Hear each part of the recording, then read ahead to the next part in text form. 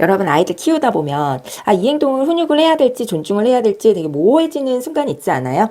네, 그럴 때는 지금 제가 정리한 이 훈육 걸음망을 좀 기억을 해주세요. 이거는 제가 저희 아이들 키우면서 저 역시 너무 모호한 상황들에 많이 고민을 하게 돼서 각종 육아서와 연구 논문에서 문제 행동으로 공통적인 기준들을 정리한 거예요. 그 기준은 크게 세 가지가 있는데 첫째는 안전, 그리고 둘째는 예의, 셋째는 적응이에요. 반드시 훈육해야 되는 기준은 여기를 벗어나지는 않더라고요. 그래서 우리 아이를 훈육하는 게 맞는지 그렇지 않은지를 판단할 때는 이 세 가지를 스스로에게 물어보는 거죠. 지금 아이가 하는 행동이 위험하진 않은지, 다른 사람에게 피해를 주지는 않는지, 지금 하고 있는 이 행동 그대로 아이가 다니는 어린이집이나 유치원이나 학교에서 친구들과 선생님 앞에서 했을 때 문제가 될 수 있지는 않은지, 여기에서 하나라도 걸리면 내가 지금 아이한테 훈육하는 게 우리 아이의 발달에 잃는 것보다는 얻는 게 훨씬 더 많겠다라고 판단을 하게 되는 거죠. 네, 이렇게 얘기하면 약간 뜬구름 같죠? 그래서 엄마들이 좀 많이 고민하는 상황에 하나하나 한번 넣어보도록 할게요. 자, 저지레가 심한 돌쟁이가 있어요. 여러분 이럴 때 훈육하실 거예요. 자, 이렇게 돌쟁이가 어지르는 게 위험한 행동인가요?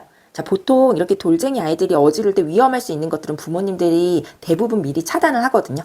칼집이 들어가 있는 싱크대의 서랍장이라던가 아니면 아이 손이 끼었을 때 다칠 수 있는 가구라던가 이런 건 보통 이제 미리 안전장치를 좀 해놓는 편이죠. 자, 그렇다면 이건 문제되지 않아요?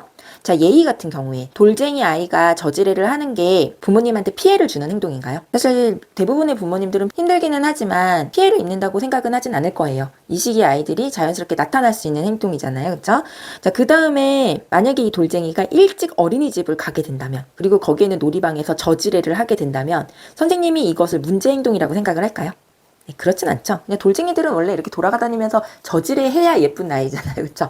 자, 그래서 이 훈육 걸음망에 넣어서 생각했을 때 돌쟁이의 저지레는 어디서 무엇을 하든 오케이인 거죠. 자, 그러면 두 번째 한번 볼게요. 여러분 만약에 우리 아이가 목소리가 엄청 커요. 그 큰 목소리로 하루 종일 노래 부르고 막 되게 흥겨워해요.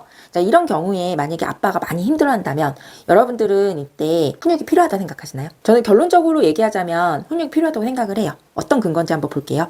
우선 위험한가요? 위험하지는 않죠? 네, 이건 패스할게요. 예의, 다른 사람한테 피해를 주나요? 네, 우선 아빠가 힘들어하잖아요. 충분히 자기 목소리에 대해서 조절을 할 수 있는 나이라면 아빠가 자신의 목소리 크기로 인해서 힘들어할 때는 조금 목소리 크기를 줄인다던가 아니면 아빠가 힘들지 않도록 방해서 한다던가 그 다른 사람이 불편하지 않을 수 있도록 가르치는 게 아이한테 오히려 유익할 수 있어요. 수용하고 배려하면서 생기는 문제가 무엇인지는 여기에서 이제 적응을 보면 명확하게 알 수 있어요. 아이가 만약에 밖에 나갔어요. 자, 유치원이나 어린이집이나 학교에 갔는데 거기서 친구들이 불편해하는데도 큰 목소리로 엄청 떠들고 있으면 여러분 이거는 적응에 어려움이 생길까요? 그쵸? 이건 문제가 될 수가 있죠. 다른 사람들과 더불어 살기 위해서 나의 즐거움이라던가 나의 특성을 다른 사람한테 맞출 수 있는 건 사회성이에요. 그 사회성을 키울 수 있는 좋은 기회이기 때문에 저는 이거는 훈육이 필요하다고 판단을 했어요. 자, 다음 세 번째, 납득이 되기 전에 사과하지 않는 아이를 한번 생각을 해볼게요. 이런 친구들 요즘 진짜 많거든요. 보통은 아이를 억지로 사과시키는 거는 옳지 않다고 얘기를 하시는 경우가 있는데 저는 옳다고 생각을 해요. 사회성 측면에서. 그 근거가 뭔지 한번 체크를 해볼게요. 자, 납득이 되기 전에는 절대 사과하지 않는 아이는 위험할까요? 사과하지 않는 것 자체는 위험할 거는 없죠. 네, 그러니까 이건 패스.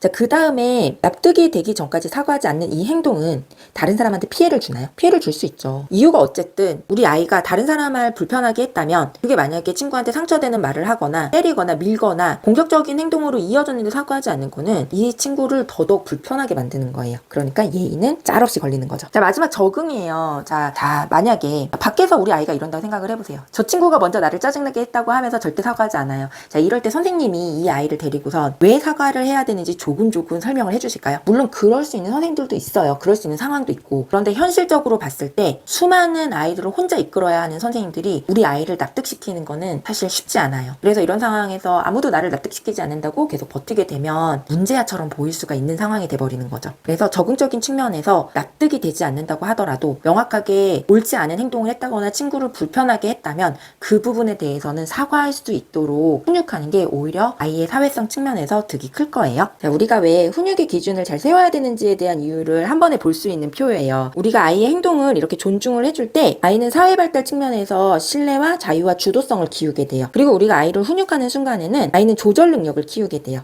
그리고 보통 뇌가 폭발적으로 발달을 하는 6개월에서 만 3세 사이가 조절을 키우기에 결정적인 시기인 거죠. 그러면은 이 표로 봤을 때 자율성과 조절 능력이 키워지는 시기가 거의 맞닿아 있죠. 그래서 우리가 자율과 조절 이 두 가지를 다 가지고 가려면 훈육 걸음망과 같은 정확한 기준을 세워서 훈육 걸음망에 들어갈 때는 훈육을, 그리고 그렇지 않을 때는 존중을 함으로써 우리는 일거양득을 해버리는 거죠. 이렇게 애매한 육아 상황에 대한 판단은 다양한 상황에서 계속 고민을 해나갈 거예요. 여러분들도 지금 우리가 배웠던 이 세 가지 기준을 기억을 하시고 일상에서 내가 끼어들 건지 빠질 건지를 판단할 때 한번 활용을 해보세요. 그러면 어느 순간부터 크게 고민하지 않아도 명확한 근거를 가지고 올바른 판단을 하고 있는 고스급의 육아 경력자로 거듭날 거예요. 자, 그러면 화이팅이에요.